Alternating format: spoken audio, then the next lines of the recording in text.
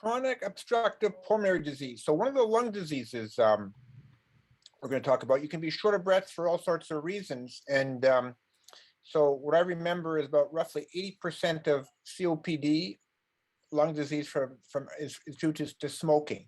Now, it could be firsthand, secondhand smoke. You can start smoking at the age of 13, 15, stop smoking and still develop obstructive lung disease later in life, because starting at the age of 20, your lungs start to age. So your maximum lung function is around the age of 20 or so. After that, it's downhill. So you can exercise to preserve. And if you smoke, slow down, stop. There's so many ways we can help in that circumstance. And I'm really excited about take 2 of chronic obstructive lung disease. Let's hear from it, Alan, and the rest of the team. Yeah, absolutely. So as always, we'll just be going over a very brief overview of what COPD is, some signs, symptoms, and causes for those who might not be familiar with it. So to start off, COPD generally is an umbrella term for a chronic inflammatory lung disease, which essentially causes your airways to be inflamed and blocked. And it's actually rooted in 2 major diseases, emphysema and chronic bronchitis. So with the first one, emphysema, it basically refers to the breakdown of the walls of the alveoli, which are essentially tiny air sacs at the end of your lungs, and basically makes it hard to get a full breath of air. The lungs are like an upside down tree, and the leaves, if you think about it, are equivalent to the alveoli, which can be considered to be little grape-like structures. And these grapes are usually elastic, and they can expand and contract depending on if there's air. But having emphysema actually makes them a little bit stiffer and causes them to become floppy. And this essentially allows air to get trapped, making it harder to breathe. And this leads to larger and fewer air sacs being available, which in turn leads to reduced gas exchange in the lungs, and once again, contributing to your inability to get a full breath of air as before. The next cause I want to talk about is chronic bronchitis. And this basically refers to the inflammation, the swelling, and the narrowing of the bronchial tubes. And this makes your airway red, puffy, and swollen. And the narrowing of these tubes allows mucus to build up very easily. And this excess mucus actually kind of clogs up the pipe, if you will, and it blocks air from getting through, making you cough a lot, feel short of breath, and a whole slew of other symptoms, which we'll get to later. And irritation from chronic bronchitis and smoking additionally causes damage to the cilia, which is the lining of the bronchial tubes. And so the cilia can't really move or clear the mucus out, which is why you cough a lot and you find yourself trying to release the sputum. So most people with COPD have a mixture of these diseases, and the severity, depending on each person, varies. And like Dr. Curnew mentioned near the beginning, COPD is the 4th leading cause of death in the US and is often diagnosed in people over the age of 65. And if left untreated, it can lead to heart disease, lung cancer, and various other respiratory-related infections. So now going a little bit into the causes of COPD. COPD is multifactorial and can be caused by a variety of different sources. So the most obvious one is through smoking, specifically smoking of tobacco. And this leads to inflammation, narrowing of the airways, and cilia damage, as mentioned before. Also, interestingly enough, some people suffer, or they don't suffer, well, they have a genetic disorder called alpha-1 antitrypsin deficiency. And this can also lead to COPD. And what AAT is that it's an enzyme in your body that helps protect the lungs from the damaging effects of inflammation. So if you can imagine being deficient in this enzyme makes you more prone to damage from irritating substances, especially if you also add smoking on top of that. And as a result, your lungs deteriorate, and this also may cause liver dysfunction.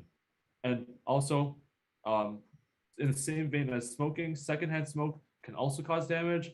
Asthma is also related in the same branch of disease as COPD, and some people have speculated that COPD and asthma may manifest together in some people. One may cause the other, as well as air pollution, workplace dust and fumes, which can all lead to COPD as well. So COPD is progressive and it gets worse as one ages. So COPD in this case can be broken down into 3 to 4 stages, and we can roughly distinguish the different stages by tracking when shortness of breath occurs with respect to specific activities. So if we just take a look at the first box, so in mild stage, so stage one, shortness of breath usually occurs with light exercise, and people usually have a phlegmy cough with a lot of sputum early in the morning. If we go down a level to moderate and severe COPD, so stages 2 to 3, shortness of breath with regular activities and exacerbations become more prominent. And this is exacerbations basically refers to a time period where you suffer from harsher symptoms. And during this time, you'll get increasingly more short of breath, and you'll find even more mucus production and phlegm in your cough. And this is where also you'll notice different symptoms being added. And many people in stage 2 to 3, their phlegm will also change color. So if their phlegm was usually white, it changed to yellow. And as opposed to if you were able to maybe mow your lawn without getting short of breath in stage 2 to 3, you'll find that mowing the lawn, doing pretty regular household tasks, walking to your car, getting groceries, might get you a little bit more winded than previously known. Now, in terms of very severe COPD, which is stage 4, every single activity that you do can lead to shortness of breath, and you may end up requiring a portable oxygen tank. So this includes, maybe putting on the clothes, washing your hair, reaching up, grabbing a jar, sitting down, talking to someone. You'll find that you require a lot more breathing and a lot more oxygen in those stages. Now, in terms of symptoms, I kind of listed a couple in the previous couple slides, but knowing that COPD is progressive and symptoms get worse over time, we can classify symptoms by early, kind of the middle stage worsening symptoms, as well as severe symptoms. So in the early stages of COPD, we consider mild symptoms to be occasional shortness of breath, especially after exercise, walking up an incline, playing some sports. It also include a mild but recurrent cough, and need to clear your throat often, especially first thing in the morning. You'll find that your chest kind of feels a little bit stuffy with a lot of mucus production. And if we go into the middle column, worsening symptoms will include a progressive worsening of shortness of breath. So this includes walking up a flight of stairs, walking to and from the car, from the parking lot, some wheezing, so which is kind of a type of higher pitched noisy breathing, especially during exhalations. And this is something that's very noticeable when talking to people, even when calling people over the phone. We might be able to hear some wheezing on the other end. Chest tightness, and this is to be distinguished from chest tightness related to your heart. This is chest tightness related to your lungs, which we'll cover later in the presentation. A chronic cough that could be dry or wet or with mucus, and also kind of you're starting to feel a little bit more fatigue and a lack of energy. And severe basically progress further from that, so you'll feel extremely fatigued. You won't want to feel the need to get up from the couch. You won't feel the need to move around. Also lead to swelling as well as severe weight loss. So now I'll discuss COPD in the context of cardiovascular disease. So as a patient at our clinic, many of you may also suffer from cardiovascular disease, and this is because they actually share a lot of the common risk factors, the most prominent one being smoking. We will delve deeper into how smoking and COPD are linked later in the webinar, but what you may not have known is that smoking can also be a risk factor for atherosclerotic disease, which is like the thickening or the stiffening of the arteries. Other factors include aging, air pollution, inactivity, as well as diabetes and hypertension, which are also prevalent in the COPD cohort as well. We will be mentioning this many times in the webinar, but here, if you haven't been convinced already, here's reason number 1 why you should quit smoking in order to protect both your lungs and your heart. And now I'll pass it off to Arwa to talk about some of the common medications for COPD. So as we change slides, back one slide. So every time you have a cigarette, you will lose 5 minutes of life. Let me repeat that. Every time you have a cigarette, the calculation is 5 minutes of life is gone. That's a lot. I realize it's a hard thing to give up. You mentioned if you smoke, you have a 60% chance that you will die of a smoking related problem. Now, you mentioned just, COPD and heart disease, but as you know, there are many cancers, a lot of oral cancers, lung cancers. There's dementia, Alzheimer's disease. there's kidney failure. We can go on and on. And I hear this from many people as well. I need my cigarettes for anxiety.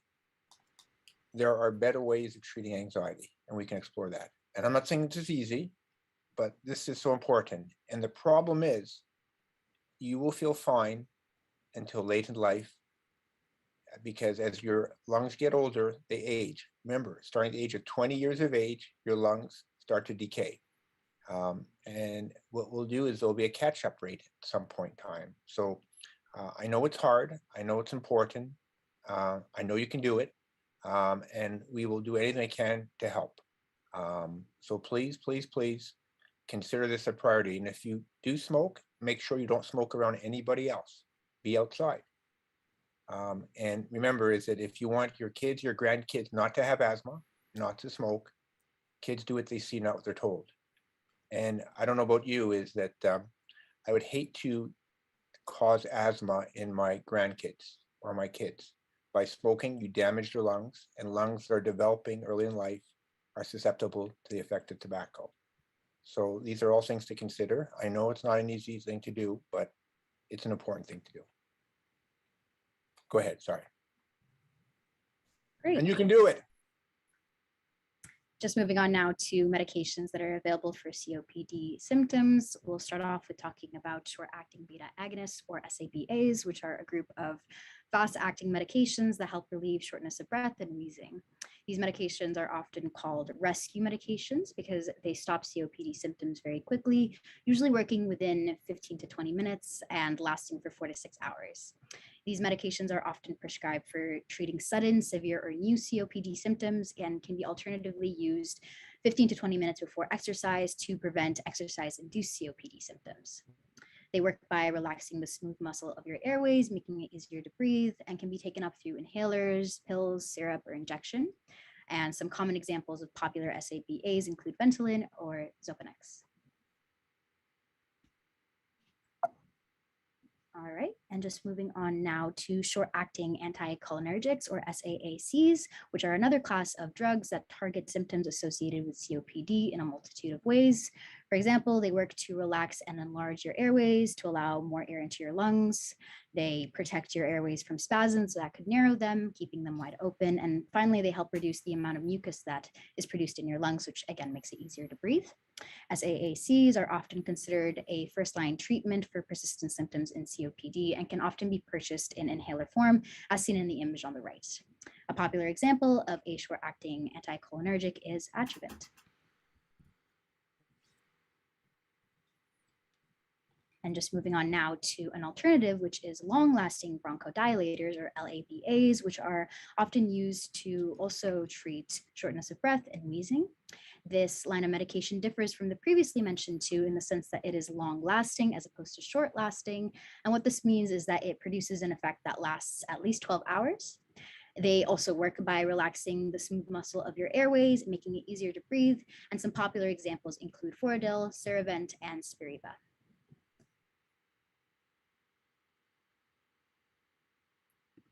So the next class of medications to treat COPD include inhaled corticosteroids. Corticosteroids are anti-inflammatory drugs, meaning they help to actually calm down your flare-ups or exacerbations associated commonly with COPD. Corticosteroids in general, again, calm the symptoms down, helping to relax your airways as well.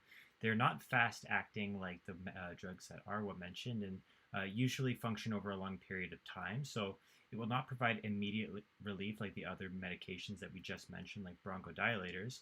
Furthermore, corticosteroids are usually taken in combination with other drugs that we just previously mentioned. Brands that are inhaled corticosteroids include Alvesco as well as Aerospan. And now it's also important to note that corticosteroids are often used to treat asthma.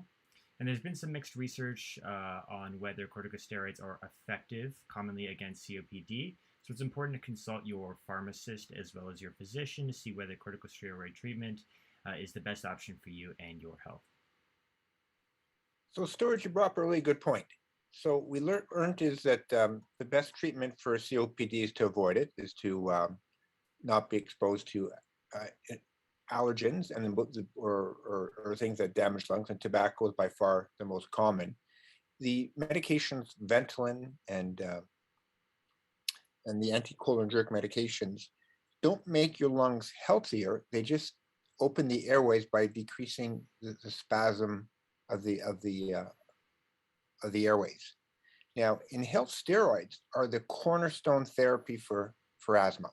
If you have asthma, you have lots of inflammation, and asthma usually is a disease of younger people. So you have, rashes, itchiness. You don't do well on certain times of the year because of pollen.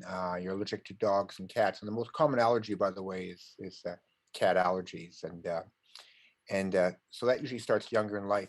And you need to have inhaled steroids to decrease the amount of inflammation.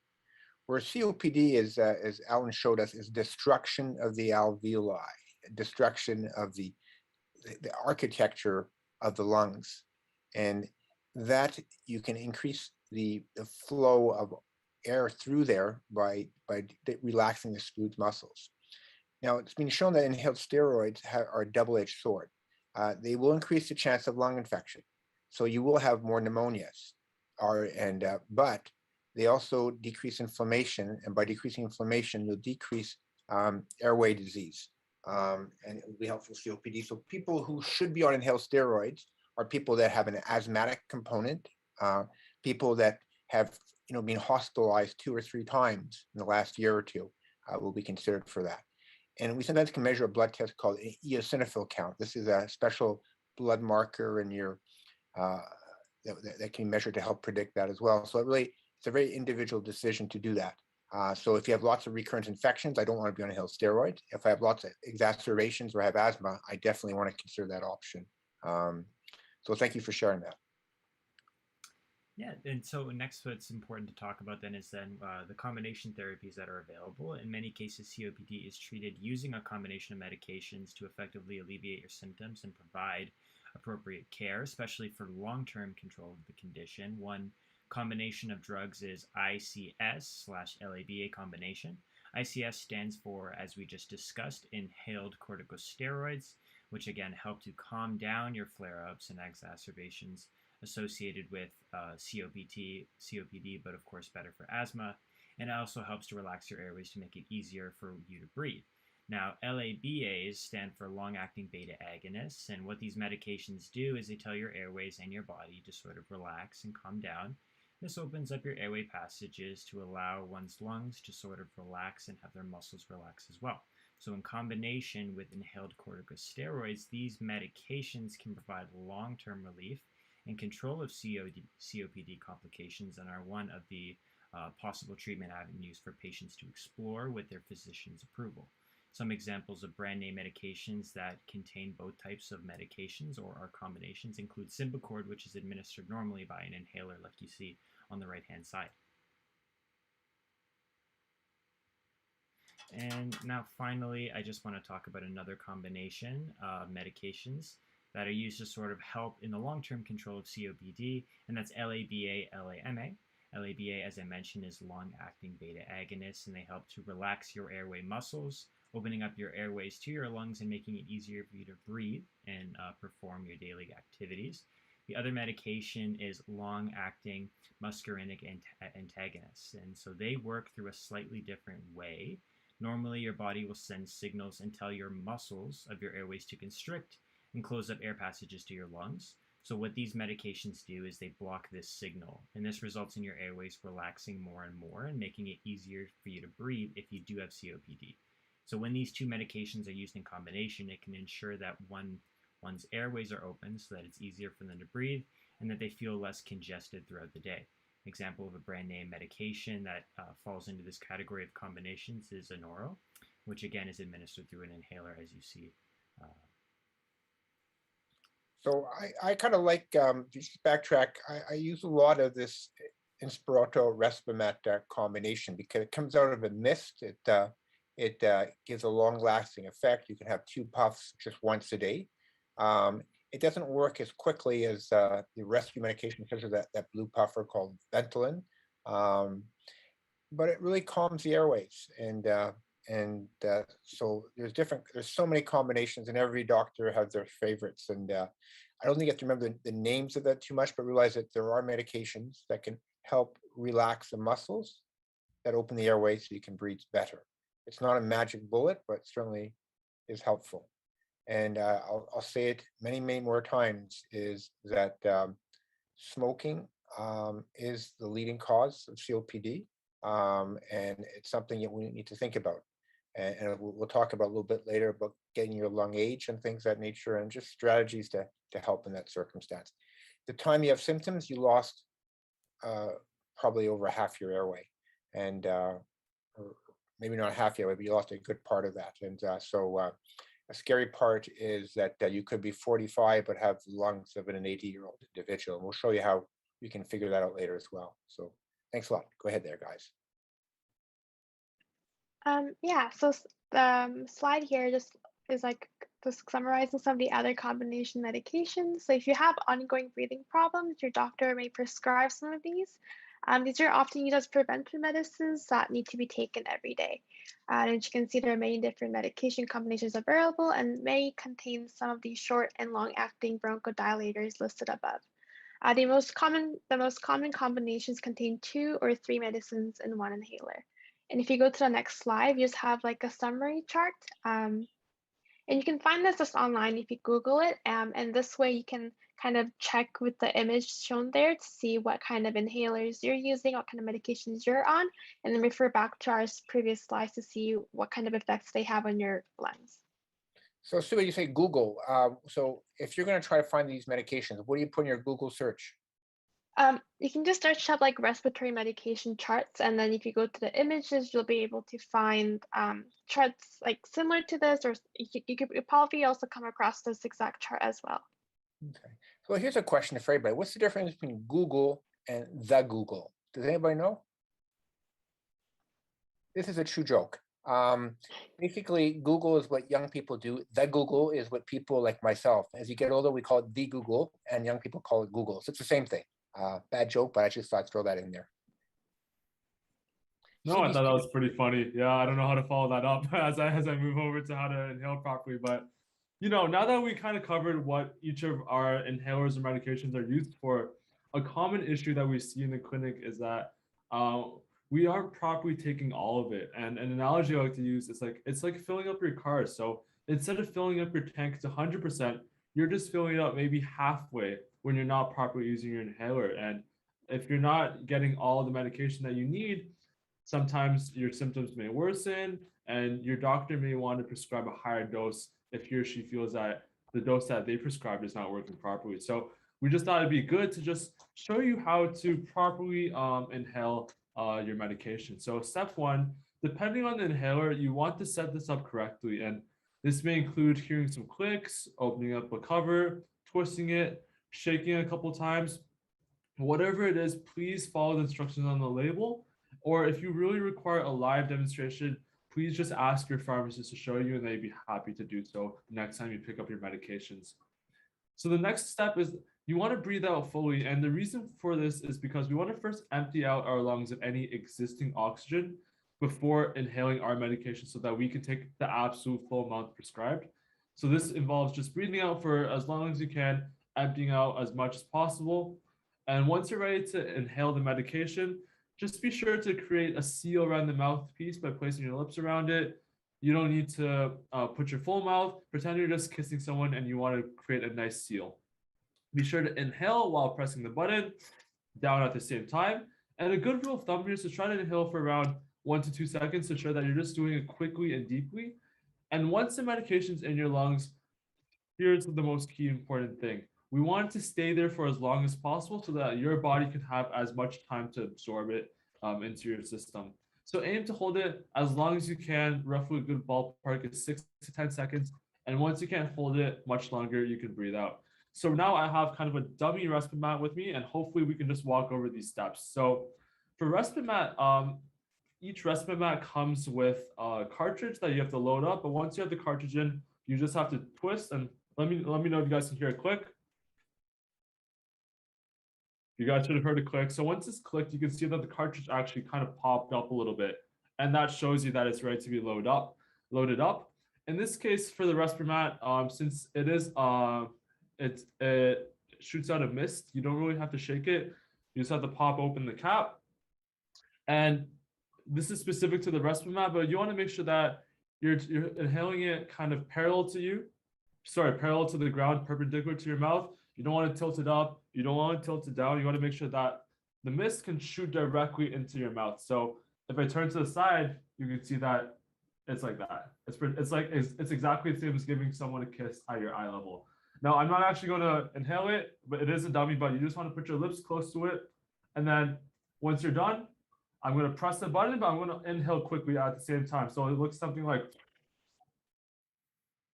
I'm holding my breath for 1, 2, 3, 4, 5, 6, and that's basically it. Now, obviously, this is with the respiratory mat, but sometimes if you have a blue puffer, for example, that'll just require a straight shake as well as a direct inhalation. So you can see that the inhalation exhalation process is roughly the same. It's just a setup that's a little bit different. So some common mistakes that we'll see is that some people may cough after inhaling, which is an indication that the medication is actually going to the back of your throat or somewhere down your air pipe, which is why your body naturally wants to get rid of it. How you'll know that you're inhaling deeply enough is that it should feel as though nothing's happened, which means that you did it right. It's similar to just taking a breath of air. In other cases, sometimes you'll taste the medication on your tongue.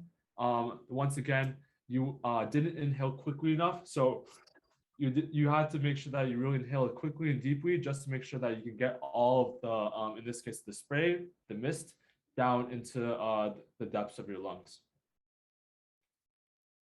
Now, here are just some questions that I thought might be interesting to just ask yourself. And if you have any of these problems, please double check once again with your family doctor or your pharmacist on how to use an inhaler properly.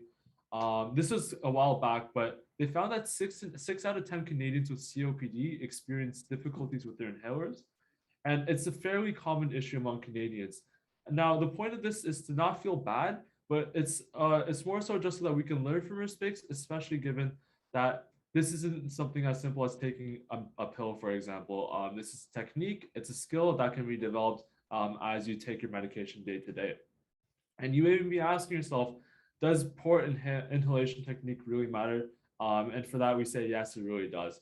As I mentioned in the beginning, if you truly want better outcomes, so reduce symptoms such as the ones you mentioned, reduce exacerbations, you want to feel less fatigue, you want to be able to do the activities that you were able to do before. It's really important to get the medication into your lungs, as that helps relieve and dilate the architecture of your lungs so that you can get the air that you need. Like I mentioned before, if you personally don't feel that the medication is helping because of improper inhalation technique, and you tell that to your doctor, they might mistakenly assume that an increase in dose or the addition of another medication is necessary. And we want to obviously take the medications that are meant for us and try to limit the amount that we don't really need to take. And finally, if you don't take your medication, COPD may progress more quickly. We talked about how COPD is progressive, and the best way to combat this is by taking your medication. It's what helps stop the aging and the damage that happens in the lungs. So please take a look at these questions, and as always, you can always discuss with the doctor or a respiratory therapist to better understand how to inhale properly. So And still the best way to decrease severity of COPD, don't get older, exercise, keep your weight down, and stop smoking or reduce. absolutely. And this is a nice website I found, again, on Google. If you just Google, this is from the National Lung Association of Canada. They have tutorials as well as videos for all the types of medications and inhalers that we covered today. So this page, I just attached a screenshot of the page. There's obviously several more down. So if you do, I've linked it to this webinar as well.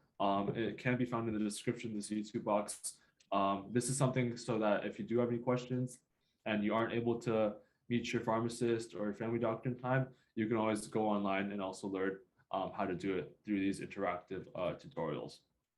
In fact, everybody should take a look at them multiple times. And at the bottom, you see some of these spacer devices too, as well, that can be assisted as well. So you're right that the vast majority of people don't use their inhalers properly. So I learned today is that if I'm coughing using my inhaler, I'm probably doing something wrong. And I don't want to feed my throat. I want to feed my lungs. Gotcha. Absolutely. Yep. Perfect. Now we'll just be going over the term flare-up. So this is something that we've covered a lot, and we just wanted to just maybe let you know what flare-ups exactly were. So just as their name suggests, this basically refers to when your symptoms become worse. So if you're currently experiencing some or all of these symptoms, such as like coughing, shortness of breath, phlegm, mucus production, they'll only become more pronounced during a flare-up. And one way I like to think of flare-ups is like taking punches to your lungs. So we have a boxer on the right, and each flare-up will only continually damage your lungs, and the lungs, frankly, don't heal that fast, and it'll only get worse and worse. And it'll also become more frequent if you don't manage your COPD as well. So flare-ups is something that we absolutely want to avoid, and this also includes infections as well. So therefore, it's important to not only know how to prevent your flare-ups, but also coming up with a personal strategy for dealing with your own flare-ups as well as recognizing them. However, sometimes your personal strategy may not work, and in more serious cases, you might have to go to the emergency department should that be the case. You know, it's really important, Alan, to remind people having a flare-up is sort of like a concussion to the lungs. You damage your lungs. You don't go back to where you were before. So the more flare-ups or exacerbations that you have is the more permanent damage and the more you're going to accelerate the demise of what residual lung function you have left. So yeah, thanks for sharing that. So the best way to have a flare-up is to prevent it. Absolutely. So now let's discuss some ways to manage your COPD flare-ups. So you should firstly follow the COPD action plan as discussed at your COPD clinic with your respirologist, but generally you should take your medications as directed. These may include a quick-acting inhaler, oral corticosteroids, and/or oral antibiotics. And the quick-acting inhalers or rescue inhalers will help to relax your airways, as we mentioned previously, and help you to breathe easier, faster. Corticosteroids, also called prednisone, will help to reduce swelling and also may widen your airways. These are only used for short term only when you do have a flare-up, and your antibiotics will help to kill any bacteria that are there causing your lung infections. However, it's important to note that antibiotics may not always work, as you can have a viral infection as well. It's also possible that your respirologist or your family doctor has prescribed antibiotics on a frequent basis to help prevent your flare-ups as well.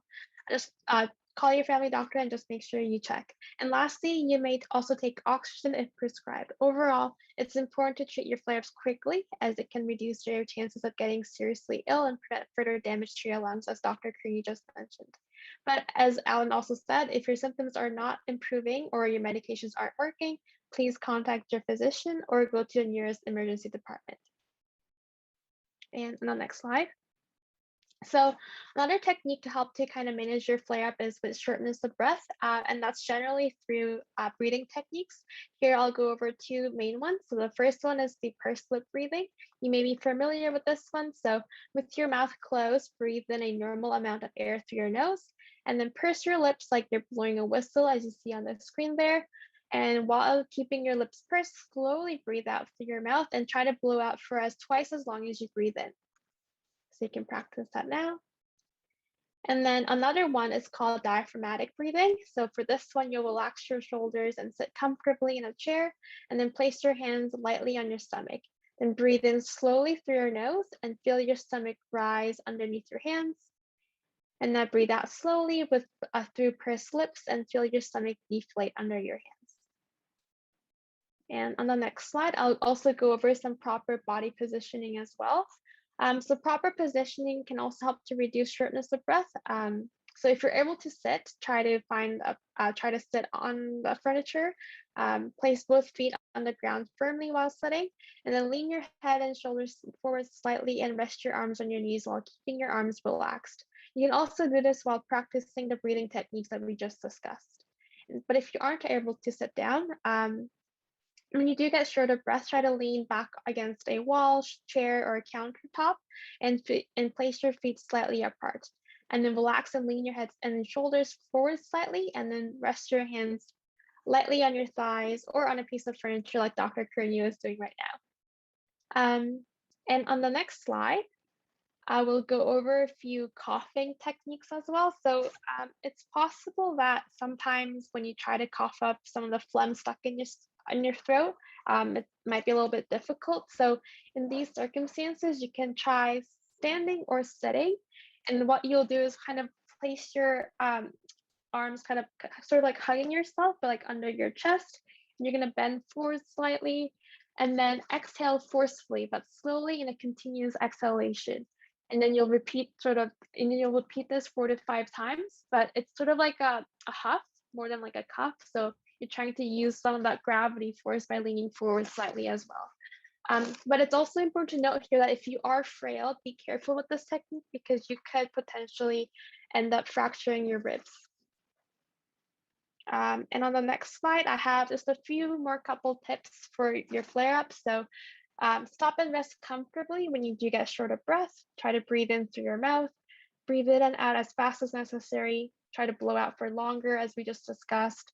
Slow down your breathing by using the breathing techniques that we mentioned. And when you feel better, stay in the resting position and continue your pursed lip breathing for at least 5 minutes. Pace yourself when you're doing physical activity. Try to avoid stressful situations, or if you can't avoid them, make plans ahead so that you know how to deal with the stressful situation. And in general, try to live a healthy lifestyle, like in terms of your diet and your physical exercise. Try to avoid cold air as well and stay away from people with colds. Practice mindfulness, but again, most importantly, quit smoking if you are currently smoking. And next slide. And if you can't quit smoking, reduce. Yes. Perfect. We just really wanted to really hammer that message home. And just a quick fact, individuals who smoke have a 50% chance of developing COPD and are over 20 times more likely to develop lung cancer. And COPD and lung cancer are not the only concerns. Smoking also increases your risk of developing liver, cervical, colon, breast cancer, just to name a few. And lung diseases such as COPD, infections, asthma are also more likely, as well as a greater risk of infertility, erectile dysfunction, and heart disease.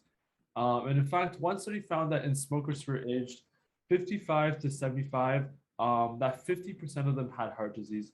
And this correlation can be explained by just evidence showing that the chemicals found in cigarettes can damage and cause hardening and narrowing of your blood vessels, making circulation in your body poorer. And greater risk of blood vessels closing up or becoming clogged also leads to risk of stroke, myocardial infarction, et cetera, et cetera. Now, considering all of this, it's not entirely surprising that if you average out the deaths of all smokers versus non-smokers, we find that on average, smokers die about 10 years earlier before non-smokers. So as Dr. Curnew mentioned, we're just sure that everyone is aware of the negative side effects of smoking, but the question now becomes whether or not smoking may be the best way of coping with stress per se. And at the clinic, we do have a wonderful group that does help with individualized smoking cessation. We conduct calls. The calls first started off with Whitty. She fortunately is in medical school right now, but she's passed it off to Suba and I. We conduct calls on Tuesdays and Fridays, all whenever time you're ready. And we're just here to essentially help you, best support you. And like Dr. Curnew said, if we can't help you quit, the best thing we can do is at least reduce, as that will also help you save your body, as well as help you live a little bit longer, and it's better than nothing. So next up, I'll actually be passing it off to Subin, who will actually be walking through a Google form that we made to sign up if you're interested. Yeah, so we'll make the Google form available in the description box. So if you're currently smoking and you haven't spoken to Dr. Curnew yet or aren't part of our smoking cessation club yet, you can sign up through the Google form. So I'll just ask you basic questions. Yes, Chad had a question. Yeah, well, it was just a comment that you made, and Dr. Curnew has referenced, is that some people, when they're trying to quit smoking, they go, well, it's a stress reliever for them and that. But what they really need to know is when they get the COPD and they're trying to grasp for oxygen, they can't do the same activities and that. Then they're going to really start feeling stress. And they're going to wish that they would have quit smoking. So before you get to that point, try to quit, because you don't want to live with the stress of trying to gasp for oxygen and keep trying to take in deep breaths and not be able to do the activities like you used to be able to do.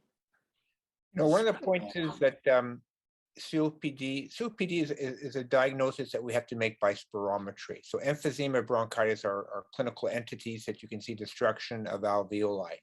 The only way to make the diagnosis of COPD properly is to do spirometry.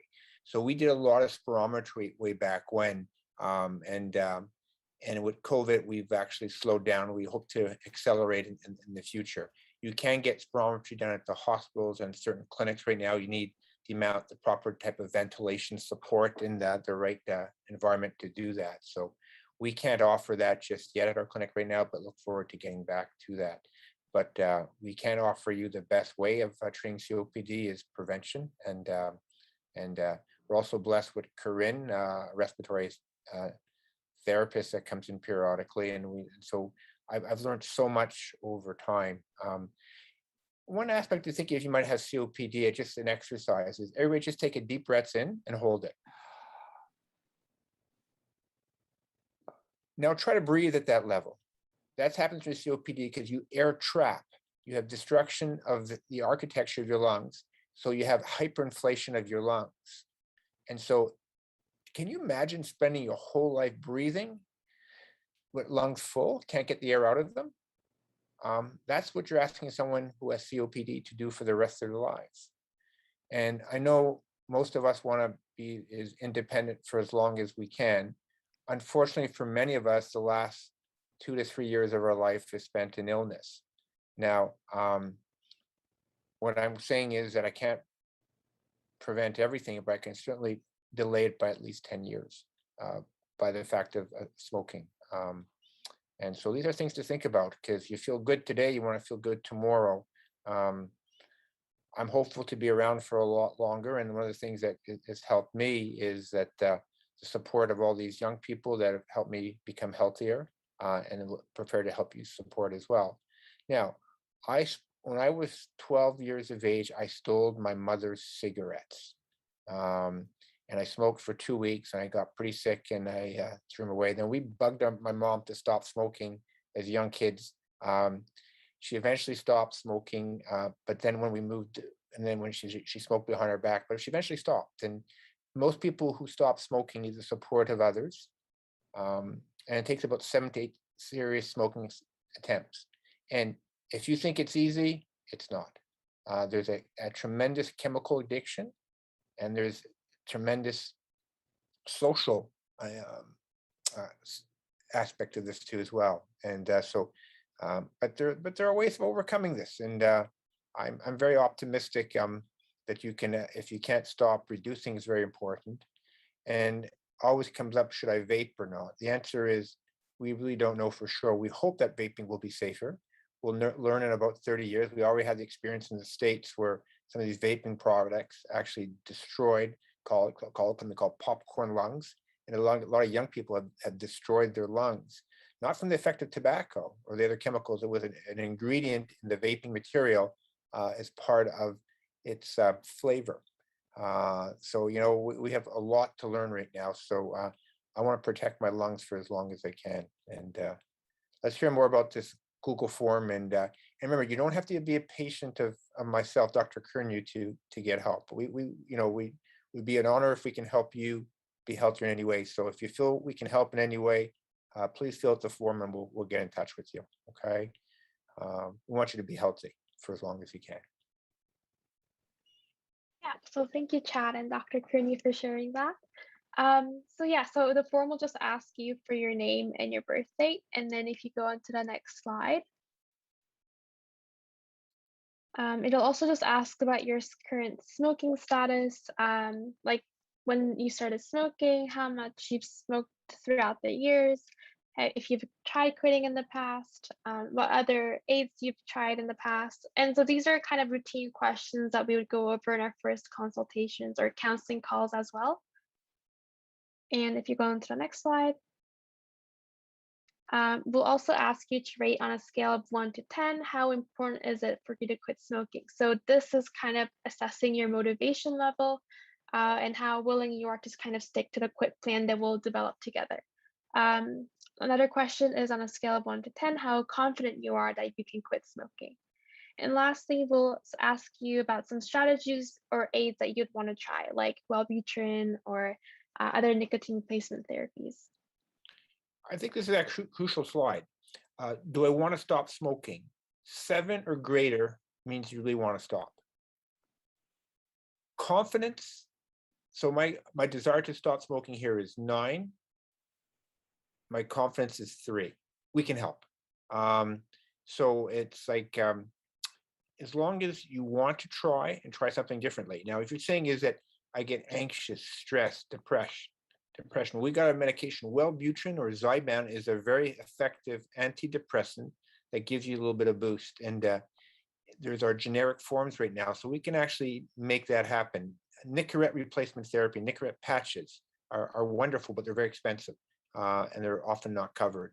And so I wish there'd be a way to everybody who gets a pack of cigarettes should get a pack of Nicorette gum or lozenges or patches with that. Wouldn't that be neat as part of the price of a pack of tobacco? That would be a kind of neat thing to think about. But there's so many things you can do. Don't give up. Keep trying and let us help if we can.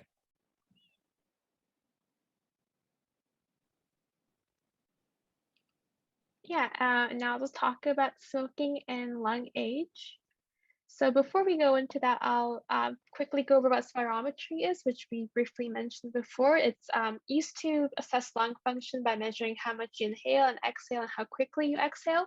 So it's used as a tool to diagnose COPD, as Dr. Curnew mentioned earlier, and other respiratory conditions like asthma and emphysema. You may periodically also get a spirometry test just to monitor your lung condition. And the information obtained from a spirometry test include your forced vital capacity, which is the FVC, and forced expiratory volume, which is FEV. So FVC is the largest amount of air you can forcefully exhale after breathing as deeply as you can, and a lower than normal forced vital capacity indicates restricted breathing. And your FEV, or forced expiratory volume, is how much air you can force up from your lungs in 1 second. And this reading helps your doctor to assess the severity of your breathing problems. And a lower reading can indicate significant blockage.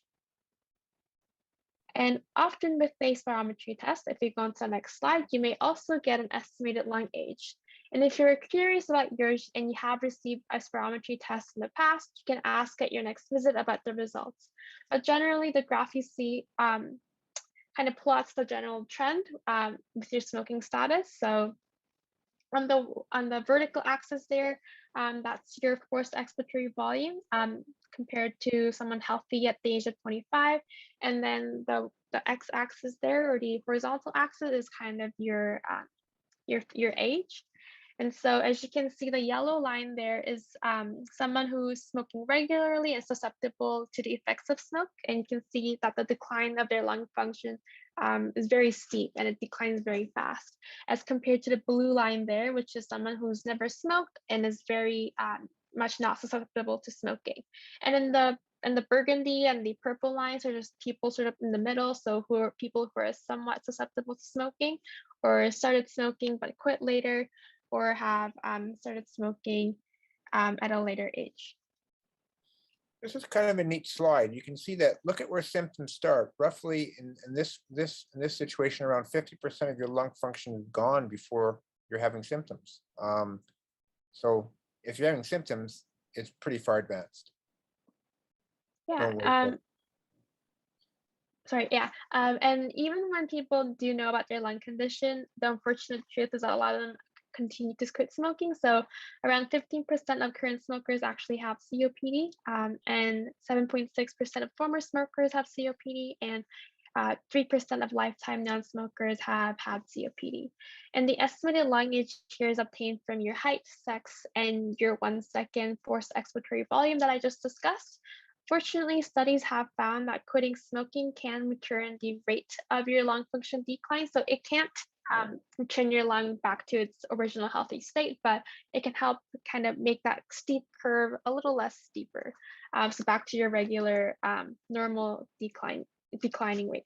In a study by Wada et al. And colleagues in 2009, it was found that smokers had an extra 9.8 plus or minus 14.7 years added to their lung age, and past smokers had around 4.8 plus or minus 7.8 years, and non-smokers had negative 0.8 plus or minus 14 years. So again, although quitting smoking can't return your lungs perfectly back to normal, it can help to reduce your risk and symptoms for not only COPD, but for many other diseases as well.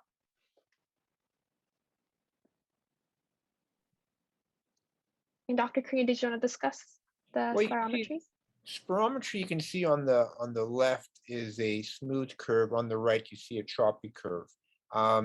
So getting proper technique is really important. So you need some training to help do that. So when you go to have it done at our clinic or somebody else's clinic or in a lab, they'll make sure you get reproducible values, hopefully 2 or 3 that are interpretable. So one of the things we're going to talk about in a few minutes is, can you do spirometry at home? And I think for many of us, getting home spirometry may not be a bad idea, and we'll explore that a little bit later, but you have to learn how to do the proper technique and to do that. Go ahead. Perfect. Yeah. So now, with regards to home spirometry, now that a lot of places have been closed down, it's been harder to book a visit, a spirometry test. Home spirometry is one alternative that you might be interested in looking into, just so that you can have a self-measure to see how your lungs are progressing. So how this test works is that it uses what we call a peak flow meter to monitor and evaluate any breathing problems that you may have on a day-to-day basis. And what this peak flow meter allows you to measure are various values depending on which one you have. Some allow you to measure your peak expiratory flow, which is basically the maximum rate at which you can expel air out of your mouth, or either you can also measure your forced expiratory volume, so the total amount of air that you're able to expel. And why is this important? Testing this may be important at home because once again, it can measure how well your lungs are working, especially if you have long-term chronic lung disease, asthma, COPD. You can measure kind of the rate of decline to see, okay, these past few months when I was smoking, my FEV or my PEF decreased dramatically, whereas after I stopped smoking, it decreased slightly lower at a lower rate. Knowing this can also help guide the treatment and monitor the effectiveness of your medications that you may be taking. And knowing peak expiratory flow also provides information to help people with asthma make better treatment decisions. If a medication isn't working, now we have actual data and actual measurements that you've conducted at home to kind of show that, hey, maybe my current course of treatment isn't the best, and we might want to add a medication change the dose, whatever it may be. And also, in a similar vein, if you work in an occupation such as a factory, a hair salon, and agriculture, where you're exposed to potentially harmful substances in the air, such as like dental asbestos, pesticide, hairspray, etc., you can also measure your lung function to see how well you're being protected at work. If you're taking the necessary PPE, you can measure if that PPE is effective, or if you need to take further precautions. So this is a really good way to make sure that you're trying to minimize and monitor your lung decline as you take each test. Now, in terms of the actual meter, it's fairly inexpensive and it's usually pocket size, so similar to the spray that I just showed you. And it just measures PEF, or how much air you can breathe out. And to measure this, it's very simple. You just take a deep breath and then blow into the tube on the meter as hard and as fast as possible. Now, one thing to note is that this is obviously very effort dependent. So your results can differ based off how tired you may feel one day, if you just came back from doing groceries, if you just woke up and you haven't really coughed up all this sputum in your airways. And so it's a good way to kind of establish a baseline, but also you got to make sure that you're trying to take this under the same conditions every day. So similar to how you would measure your blood pressure, if you usually do your blood pressure in the morning, same thing with the home spirometry. If you usually do your blood pressure sitting down, same thing with the home spirometry. If you usually blow best standing up, just make sure you blow standing up for all your tests, just so that we can have as much consistency as possible. Now, if you use medicine to help with your breathing, such as inhaler, before taking them, before doing the home spirometry, we recommend you talk to your doctor about the amount of time you should wait to test your lung function after taking your medicine. You may need to wait a few hours after you're taking your medicine to do a lung function test, or your doctor may recommend that you actually test your lung function before you take your medicine, just so that we can have a pre and post values, just to see the impact that medication may be having. So in terms of actually how to measure it, I kind of outlined it, the basics, which in terms of just breathing out as fast and hard as you can. But you want to make sure that you set the pointer on the gauge to roughly 0 or the lowest number on the meter. Attach your mouthpiece to the meter. Set yourself up so that you're able to expel a considerable amount of air. So usually that's standing up. Just make sure that you do it in the same position. Take a deep breath in. Place the meter in front of your mouth. Close your lips tightly and seal it. You really want to make sure that no extra air is escaping. You want to make sure that it's all going into the meter. And make sure also when you're breathing out, not to put your tongue inside the mouthpiece, because that can also impact how much air is actually being measured through the mouthpiece. And then once it's in, so breathe in, put it in, breathe out as hard and fast as you can using a huff.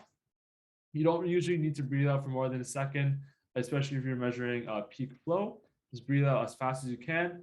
And normally you just do this 2 to 3 times to make sure that you get an accurate reading. If you cough or make a mistake during the testing, do the test over, no worries. Now, another thing important to know is because it's effort dependent, you may want to take a few seconds or a few moments between tests for you to kind of regain your breath, just so that, again, we are maintaining consistency. Now, where can you buy them? A lot of places sell them. I just did a quick Amazon search and I found these two products. On the left, we have a high-tech one, I'd say. This one directly sends the results to your phone, and there's actually an app. And if you just download the app, you can actually see your readings by day. So if you measure 3 times a day, you can compare your readings from the start of the year versus your readings taken just today. On the right, we have a more traditional one. This is more similar to kind of the blood pressure machines that you guys may have. You'll breathe out, it'll display the measurements on the display monitor. And normally you just maybe, similar to keeping a smoking journal, similar to recording down your blood pressure, keep a journal of your home spirometry tests, just so that you can also compare and contrast. And I'm sure some pharmacies might also carry some. There's a lot of options, and you can definitely pick the one based off your needs. So if you just backtrack one, so one of the things, there are 2 different devices to think. One's a peak flow meter, and one's called actually the spirometry device. I'd like to see if you get a machine, like you said, it looks like on the left it can do both. And so to me, is that learning to, like, as you mentioned, measuring your blood pressure, looking at your lung function as well. Also, too, let's say you're going to be trying to decide if I'm allergic to cats and dogs and things of that nature. Well, go around your cat or dog and see what happens to your lung function, so you can ways to monitor that as well. So there's so many ways to think about how this to use, and knowing how your lungs are is kind of important. So many people feel that you can't do this. We really haven't really tried this very much, but I'm really open to people trying to measure their lungs and things of that nature as well. I think I'm going to get Chad. Chad's a guy that monitors his health, and he's having problems with his lungs right now. So Chad, we're going to look at the best one we can get, and I'm going to buy you one for a present, and you're going to try it out, and you tell me what you think. So we'll get back to you on that. So there you go, Chad. That's something I thought that we should do if you'd like to try that idea. And anybody else who wants to try that too, we can sort of try to work together on this. So this is not the norm right now, but I think anything you can monitor well at home is a good idea. So I think I really like this concept. And so we'll give this a shot, and I hope you try that as well. Stop smoking.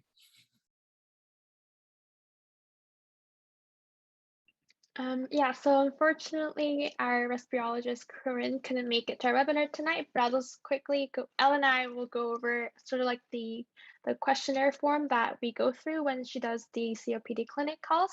So the first question that we ask is your smoking status. And this isn't to make you feel guilty if you have smoked, if you are currently smoking, it's just to kind of assess your current lung condition. So we'll just ask you your current smoking status, how many pack years you've smoked for, and if you are currently smoking, again, we do have a smoking cessation program at the clinic. So we'll just ask you if you're interested in joining, and we highly recommend that you do. As well, we'll ask you if you have been diagnosed with COPD, and then also check your forced expiratory volume and forced full vital capacity ratio from your previous spirometry test. In your next slide. And then we'll also ask you your current inhalers and your medications. So these are the categories that we just discussed earlier in the webinar. And then we'll also ask you how many exacerbations you've had in the past year. So these include any lung infections you have or any hospitalizations. And this is a really important part. We'll also go over your inhaler techniques. So as Alan just demonstrated a couple slides ago, normally if it's in person, we'll have you demonstrate with your own puffer, but even if it's over the phone, we'll just have you kind of with words kind of take us through your steps. So it's really important that you, I think the important part that a lot of patients forget is to kind of breathe out first before taking in their medication. So we kind of go over some of the important inhaler techniques. And on this slide, we will also go over your COPD symptoms, history, and patterns. So this is also very important part of the questionnaire where we kind of go over the signs and symptoms of a COPD flare-up. So oftentimes you may see a change in color or the amount of your mucus, change in your activity level. Maybe you're taking your medications more frequently than usual because you feel more out of breath that week, as well as unusual increases in shortness of breath. And if you have had previous flare-ups, we'll just ask you what kind of changes you personally experience. So how often you cough when you have a flare-up, and do you ever spit up mucus or phlegm or sputum, what color it is, if it's thick or thin, and if you ever cough up blood. Next slide. Alan, do you want to take over? Yeah, absolutely. So the reason why we go through all of these sort of symptoms is less so for us, but more so that this is an exercise so that you know which symptoms to look out for personally. Now, not everyone will experience a change in mucus whenever they experience whenever they experience a flare-up. Not everyone will cough out blood, but some will. And if you are, it's important to understand that it's important to know that you understand that, so that if you do have a flare-up or you do have an exacerbation, you know to immediately call up your family doctor so that they can prescribe, for example, antibiotics if it's an infection. If you wait too long, like we mentioned previously, it only further damage the lungs, and that's unwanted damage that's most likely irreversible. So we want to prevent that and recognize it as quickly as possible. So kind of under the title called COPD Action Plan, during the calls with Corinne, our respiratory therapist, we'll usually type up a personalized action plan that will be attached to your notes. So next time, if you ever do come to the clinic and you want to if you ever forgot what your action plan is, you can always ask one of the volunteers or Dr. Curnew to pull it up just so that we can also read it out to you, and then you can also know what works best for you. The goal here is to really try to prevent and mitigate the damage that exacerbations may cause. So on the third page of the form, we will usually like to go over what we call a COPD assessment test, which is called CAT score for short. And this basically just determines how severe your COPD is. So it basically it includes a variety of questions that all range from a scale of 0 to 5, and they all ask you about various COPD symptoms. So as you can see, sometimes Corinne will ask 0 being I never cough, 5 being I cough all the time, where would you say you rank yourself? And if you say, I cough quite frequently day to day, but not all the time, you'd usually say, I'd say 3 to 4. And we'd write that just on the right column. And then at the end, we tally up your score. We tally up all the individual scores to get your total CAT score. Now, one of the more important ones on this slide is, does my chest feel tight? And like we mentioned at the beginning, this question is not really cardiac related, but we're more so interested in chest tightness related to the lungs.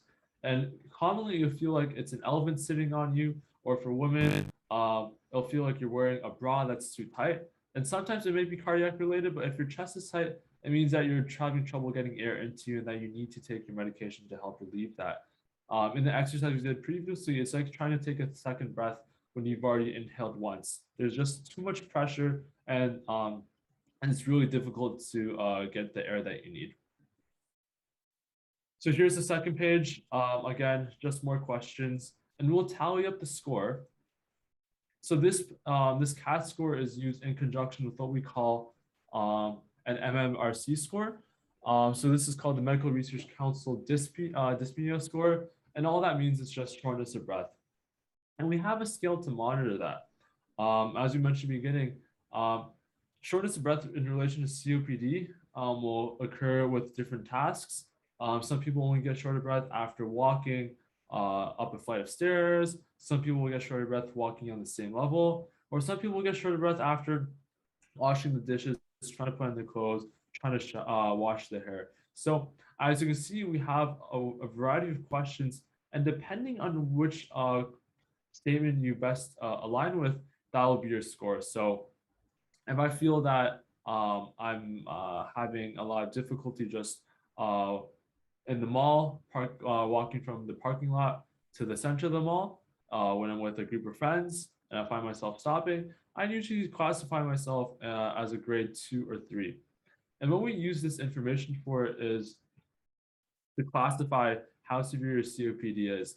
And this is more so just information for the family doctor so that they can know what's the appropriate medication for you to be on. And at the end of each COPD call, we always manage to attach the file to your note, as well as to send a letter to your family doctor or to your respiratory therapist with any information that they may find relevant so that they can adjust their treatment.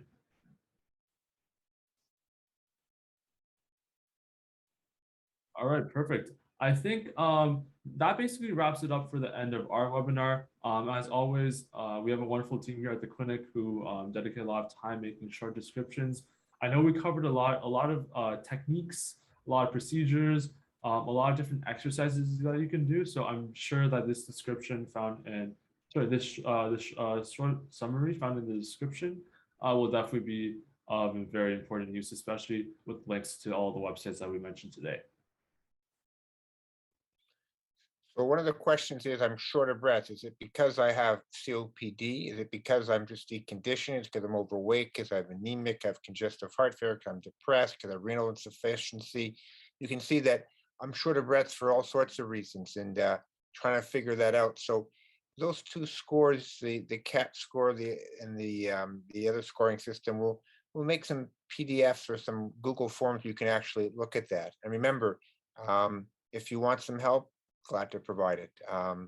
And I just want to thank the entire team, and special thanks to Shuban and Alan, who's really leading the charge about people and their smoking, and they've done an excellent job. And so it's a long journey. Look, the Maple Leafs are still going for the Stanley Cup again this year. I don't know when the last time they got it. It's been a long time ago. So the Leafs will eventually get a Stanley Cup. And if you want, you'll eventually reduce or stop your tobacco. So we can all do it. We can all slow down. So many ways to do this.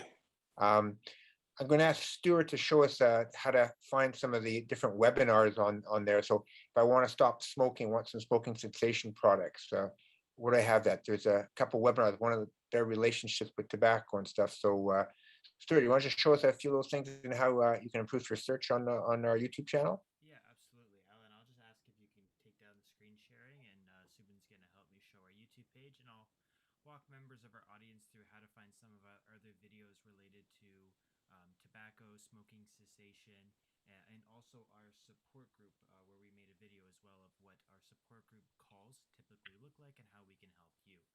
So as Subin brings it up, you'll see right here, this is what our YouTube page looks like.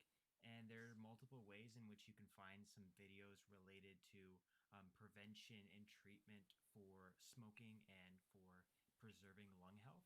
The first thing that I'm going to ask Subin to show is the playlist that we have, which is dedicated to our smoking. So if we go down to our pre-recorded series, you'll see right here we have a number of different topics. And if we are to go over to the bar on the right-hand side and click forward, you'll see all of the different videos we have in different categories. You'll see right here we have one dedicated to breathing. And there we have 7 short pre-recorded videos on our YouTube page talking about a variety of topics such as breathing techniques, medications for pulmonary embolism, why and how you can work on smoking cessation, etc., etc. We also have our live stream webinars also bundled together in a playlist. And for convenience, Subin's going to show you how you can access that as well. So if we scroll further down on our page, you'll see here, this is all of our live stream videos. They're all categorized based on the type of topic. And if we scroll to the right, you'll see that we also have one dedicated to breathing, where we also have 7 other videos where we've had webinars dedicated to a variety of different topics. You'll see right here that this is one of them on lung disease. But as we scroll down, we also had some on shortness of breath, medications to help you quit smoking, going cold turkey or quitting gradually, the pros and cons of both. And then, of course, our recent video, Living Better with COPD, Prevention and Treatment. Now, I'll ask Subin to go back to the main page, and I'll show you one easy way that Dr. Curnew and I like to navigate our YouTube page. So if we just scroll up towards the top, you'll see that there's a little magnifying glass right by About. If you click there, it'll show a search bar, and there you can type in any keyword that you're looking for. So in our case, we can look up breathing, and you'll see all of the different videos that are related to breathing on our YouTube channel. And that's just one easy way that you can sort of find a video that's related to what you're looking for. So if it's not breathing, but you maybe you're interested in managing cholesterol, or you're interested in managing blood pressure, you just type in those keywords and it will show you all the videos that we have on our YouTube page, which talks Stop. about Go back. Go about better sleeping. One of the things that people with COPD get something called sleep apnea. Anybody who has bad sleeping habits always asks me, should I take sleeping pills? The answer is, you probably do more harm than good. Dr. Golchuk is the world's expert on sleep apnea and sleeping. He did a phenomenally good webinar with ourselves. I know it's a long webinar, it's 2 hours long, but you know what? My sleep has gotten better by just being part of this webinar. So please look at that.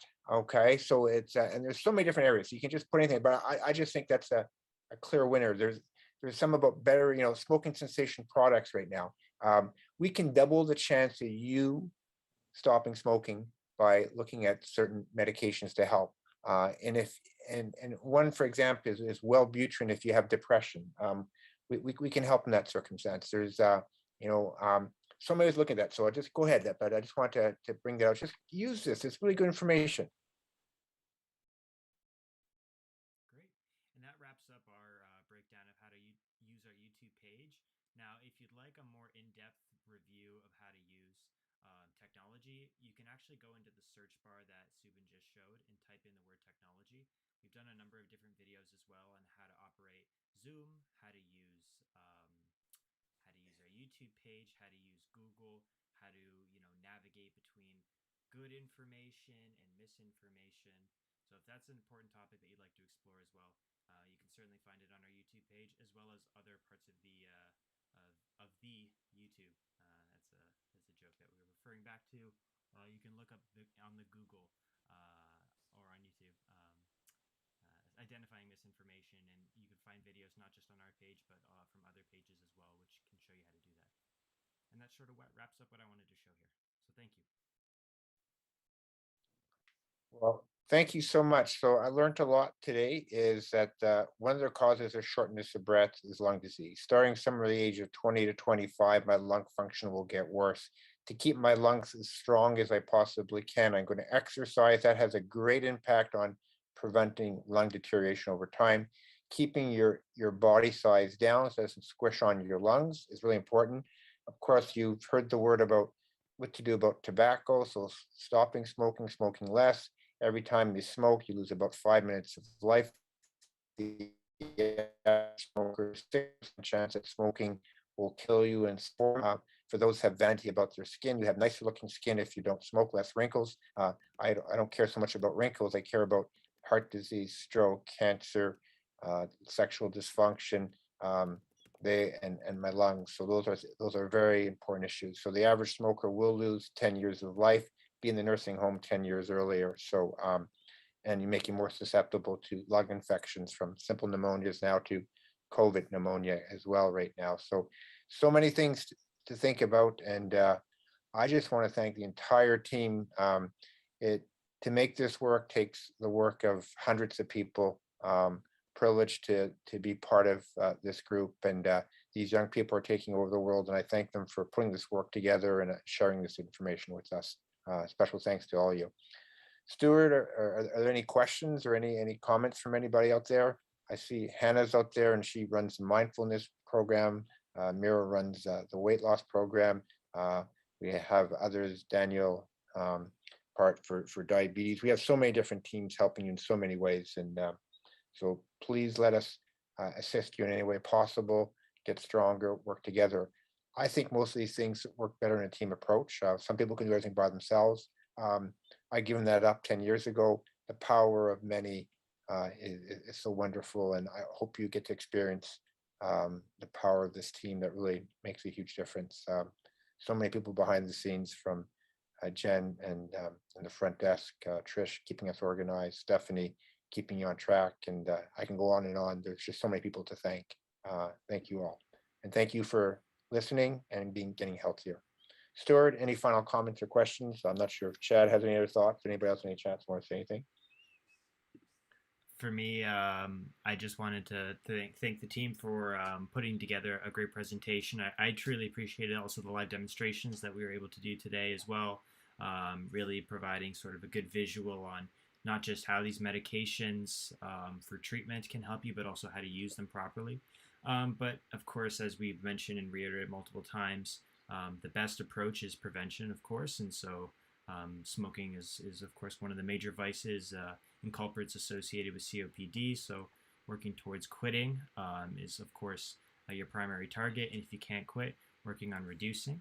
And of course, we have Alan, we have Subin, and we have their entire team of dedicated volunteers who are working with you to sort of help you reach your goals as well. So if you are interested in sort of receiving a call to see if the program is something that you'd like to try and see if it works for you, we have the Google form in the description of this video. You just need to put in your information so we can get in touch with you, and that way we can start working together to sort of help you reach your goals. A good doctor treats well, a better doctor prevents well. And if stress is the reason why you can't stop smoking, I got some better ways of reducing stress. Thank you so much, everybody. And good night. We'll see you all next week.